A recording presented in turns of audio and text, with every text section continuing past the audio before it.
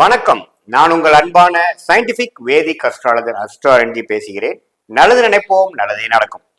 தொடர்ந்து நம்மளோட சேனல்ல வரக்கூடிய வீடியோஸ் பொதுவாக பார்த்தீங்கன்னா நம்மளுடைய கருத்துக்கள் சயின்டிபிக் வேதிக் அஸ்ட்ராலஜி முறையில ஜோதிட கருத்துக்களை சொல்லிக் கொண்டிருக்கிறோம்.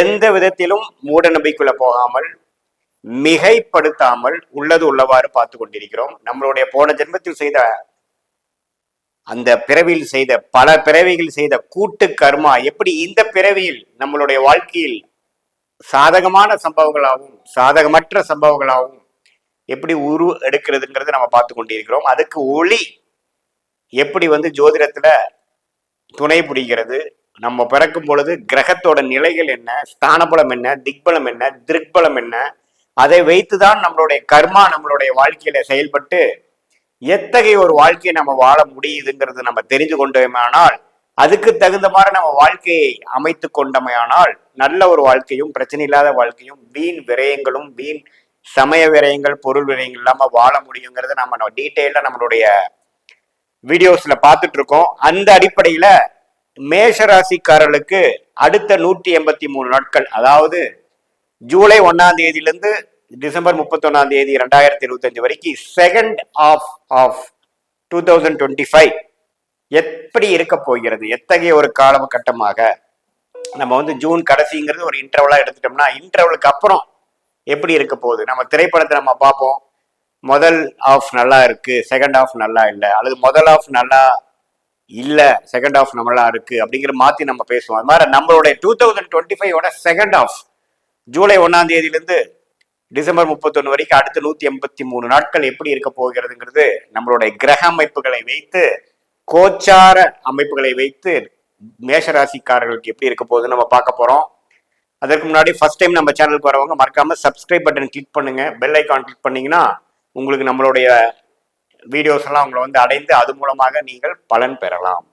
இப்ப பாத்தீங்கன்னா 2025 மே 15ஆம் தேதி குரு பயிற்சி ஆகிவிட்டது. மே 19 ராகு கேது பயிற்சி ஆகிவிட்டது.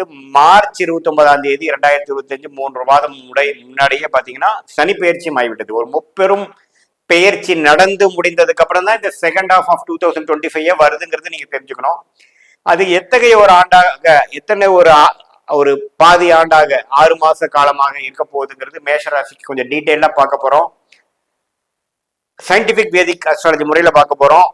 அப்படி பார்க்கும் பொழுது 3ஆம் இடத்துல குருவும் 10ஆம் இடத்துல ராகுவும் 5ஆம் இடத்துல உங்களுக்கு கேதுவும் வருகிறார். ஸோ 5ஆம் இடத்துல கேது, 11ஆம் இடத்துல ராகு, 12ஆம் இடத்துல சனி. ஸோ 11ம் 5ம் ராகு கேதுகளால் நிரப்பப்படுகிறார்கள்.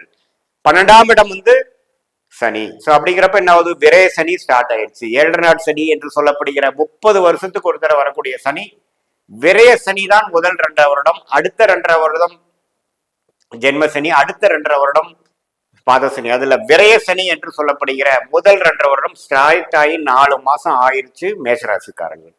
ஸோ இத்தகைய கிரக அமைப்புகள் வைத்து பார்க்கும் பொழுது எப்படி ஒரு அமைப்பு, எந்த மாதிரி ஒரு அமைப்பு மேஷராசிக்காரர்களுக்கு கொடுக்க போகுதுன்னு பார்க்கும் பொழுது, சனி 12ஆம் இடத்திலிருந்து விரயங்களை கொடுக்க போகிறார், ஒரு சுப முதலீடுகளை கொடுக்க போகிறார், கையில இருக்கிற காசு கரைக்க போகிறார், செலவுகள் அதிகமா செய்ய வைக்க போகிறார். அது சுப செலவுகளா, ஒரு வீடு கட்டுறது, ஒரு இடம் வாங்குறது, ஒரு நல்லது கெட்டது செய்யறது அப்படிங்கிற மாதிரி செலவுகளா, அல்லது வீண் செலவுகளாங்கிறது உங்களுடைய தசாபுக்திகள் எப்படி இருக்குங்கிற பொறுத்து தான் நம்ம சொல்ல முடியும்.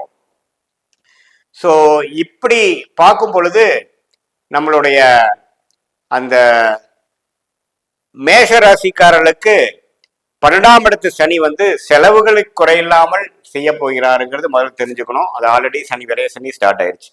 குரு எப்படி இருக்கிறாருன்னா, குரு 3ஆம் இடத்திலிருந்து 7ஆம் இடத்தை பார்த்து, 9ஆம் இடங்கிற அவரோட ஓன் வீடு பாகிஸ்தானத்தை பார்த்து, அதே சமயத்துல 11ஆம் இடத்துல இருக்கக்கூடிய ராகுவையும் பார்க்கிறார். ஸோ இது நல்ல அமைப்பு. ஏன்னா 7ஆம் இடங்கிறது நண்பர்கள், பங்குதாரர்கள், கணவனா இருந்தா மனைவி, மனைவியா இருந்தா கணவர்ங்கிற மாதிரி ஒரு பாவத்தை குரு பார்க்கும் பொழுது இதுவரை இருந்த சில பிரச்சனைகள், கருத்து வேறுபாடுகள், நம்ம டெய்லி மீட் பண்ற நபர்களோட இருக்கிறதுலாம் கொஞ்சம் ஈஸ் அவுட் ஆகும். கொஞ்சம் பிரச்சனைகள்லாம் விலகி கொஞ்சம் நல்ல ஒரு தெளிவு பெறும். பாக்கியஸ்தானத்தையே பார்க்கும் பொழுது நல்ல பாக்கியங்களும் நல்ல ஒரு அமைப்புகளும் ஒரு லக்கி பீரியட் என்று சொல்லப்படுகிற சில விஷயங்கள் உங்களுக்கு சாதகமாக மாறக்கூடிய அமைப்புகளும் வரும். 11ஆம் இடம் என்று சொல்லப்படுகிற லாபஸ்தானத்தை பார்த்து அது ராகு அங்க இருக்கும் பொழுது நல்ல ஒரு லாபம், வெளிநாடு சம்பந்தப்பட்டு இருக்கிறவங்க, எக்ஸ்போர்ட் இம்போர்ட் பண்ணிட்டு இருக்கிறவங்களுக்குலாம் நல்ல லாபத்தை கொடுக்கக்கூடிய அமைப்பு கண்டிப்பா இந்த குரு பார்வை உண்டு. ஸோ சனி ஒரு பக்கம் செலவுகளை கொடுக்கிறார், குரு ஒரு பக்கம் நல்ல விஷயத்தை பண்றார்.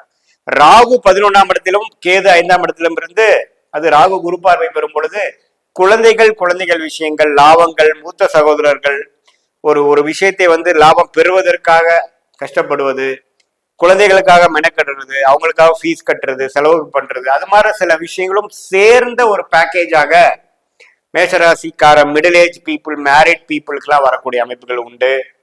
இதே ஒரு இளம் வயதினர் 20லிருந்து ஒரு 30 வயதுக்குள்ள இருக்கிறவங்க காதல் விஷயங்கள், அந்நியர் மேல ஒரு காதல் வரக்கூடிய அமைப்புகள், அதெல்லாம் கொஞ்சம் கொடுக்கறதுக்கு வாய்ப்புகள் உண்டு. ராகு திசை கேது திசை நடக்கிறவங்களுக்குலாம் நல்ல ஒரு வெளி மாநிலம், வெளிநாடு போகக்கூடிய அமைப்புகள் நல்லா கொடுக்கக்கூடிய அமைப்புகள் உண்டு.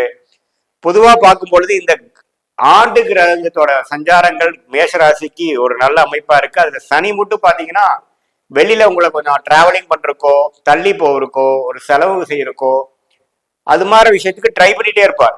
ஸோ ஒரு பக்கம் நல்ல விஷயங்கள் நடக்குது, ஒரு பக்கம் உங்களை புஷ் பண்ணக்கூடிய ஒரு கம்ஃபர்ட் ஜோன்ல இருந்து அடுத்த லெவலுக்கு போகக்கூடிய அமைப்புகளை கொடுக்கக்கூடிய அமைப்பு சேர்ந்த ஒரு பலன் மேஷராசிக்காரர்கள் கொடுக்குது. வம்பு வழக்குகள் அது மாதிரி விஷயங்கள்லாம் கொஞ்சம் ஜெயம் வரக்கூடிய அமைப்புகள் இருக்கு. ஏன்னா உங்களுக்கு 12ஆம் இடத்திலிருந்து சனி 6ஆம் இடத்தை பார்க்கும் பொழுது இதுவரை 1 வருஷம் 2 வருஷம் 3 வருஷமாக லீகல் பிரச்சனைகள் போயிட்டு இருந்ததுல ஒரு வழியா முடியும். ஸோ அதுல கொஞ்சம் பாசிட்டிவான சில பெனிஃபிட்ஸ் வரும்.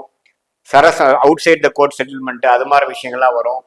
இதே மாணவர்களுக்கெல்லாம் பார்த்தீங்கன்னா நல்லா கொஞ்சம் டிராவலிங், படிப்புக்காக வெளி மாநிலம், வெளிநாடு போறது, கொஞ்சம் வீட்டு விட்டு வெளியில படிக்கிறது, இது மாதிரி விஷயங்கள்லாம் கொஞ்சம் மாணவர்களுக்கும் கண்டிப்பாக உண்டு. திருமணம் ஆகாம இருக்கிறவங்களுக்குலாம் திருமணம் டக்குன்னு ஒன்று ஆகுறது, கடந்த 3 வருஷமா பாக்குறவங்க ஒன்றும் அமையல சாமி அப்படிங்கிறவங்களுக்கு குரு பார்வை 7ஆம் இடத்துல இருக்கிறதுனால டக்குன்னு ஒரு நல்ல வரன் அமையிறது. இது எல்லாமே இந்த செகண்ட் ஆஃப் என்று சொல்லப்படுகிற ஜூலை 1ஆம் தேதியிலிருந்து டிசம்பர் 31க்குள்ள இந்த 6 மாதம் 183 நாட்கள் அருமையான ஒரு அமைப்பாக காலகட்டமாக மேஷராசிக்காரர்களுக்கு இந்த கோச்சார அமைப்பு கொடுக்குதுங்க. அதே சமயத்துல ராசி அதிபதியும் பாத்தீங்கன்னா சிம்மத்துல, கன்னியில, துலாமில தான் டிராவல் பண்ணிட்டு இருக்கிறார். அதெல்லாம் ஓரளவுக்கு நல்ல அமைப்பு தான். புதன், சுக்கிரன், சூரியன் பாத்தீங்கன்னா அடுத்த 6 மாசம் ஓரளவுக்கு நல்ல அமைப்புகளா தான் மாறிக்கொண்டிருக்கிறார்கள். சனியோட சேர்றது அது மாதிரி விஷயங்கள்லாம் இல்லாம ஒரு மாதிரி நல்ல அமைப்புகள் இருக்கிறப்போ நல்ல ஒரு குரோத் இருக்கு. அதே சமயத்துல செலவுகளும் இருக்கு. பரஸ்பர உறவுகளை ஒரு நல்ல நட்புறவு கொண்டு வரக்கூடிய விஷயங்கள் இருக்கு. கருத்து வேறுபாடு விலகிறது, புது பங்குதாரர்கள், புது நட்பு உண்டாகிறது, புதுசா ஒருத்தவங்களோட பழகிறது, கல்யாணம் கைகூடுறது, சுப நிகழ்ச்சிகள் நடக்கிறது, பாக்கியங்கள் கிடைக்கிறது, பூர்வீகம் வர்றது, அப்பா மூலமா சொத்து வர்றது, இது மாதிரி பல நல்ல விஷயங்கள் உள்ள ஒரு செகண்ட் ஹாஃப் ஆஃப் 2025 மேஷராசிக்காரர்களுக்கு உண்டு என்பதை நீங்கள் தெரிந்து கொள்ள வேண்டும். இது பொதுவான பலன்களே தவிர உங்களுடைய ஜென்ம ஜாதகத்துல எத்தகைய ஒரு தசாபுக்திகள் போய்கொண்டிருக்கிறதுங்கிறது தீர ஆராய்ந்து இந்த பலனோட சேர்த்து பார்க்கும் பொழுது உண்மையே துல்லியமான பலன் எப்படி இருக்க போகுதுன்னு வைத்து அது மூலமாக சயின்டிபிக் வேதிக் அஸ்ட்ராலஜி மூலமாக நீங்கள் முடிவெடுத்து உங்களுடைய கர்மா என்ன காமிக்குதோ அது பிரகாரம் நீங்க வாழ்க்கையை அலைன் பண்ணிட்டீங்கன்னா நல்ல வெற்றியும் பண விரயம் சமய விரயங்கள் இல்லாமல் ஜெயிக்க முடியுங்கிறது நான் உங்களுக்கு சொல்ல விரும்புகிறேன். மீண்டும் மற்றொரு காணொலியில் சந்திப்போம். நன்றி, வணக்கம்.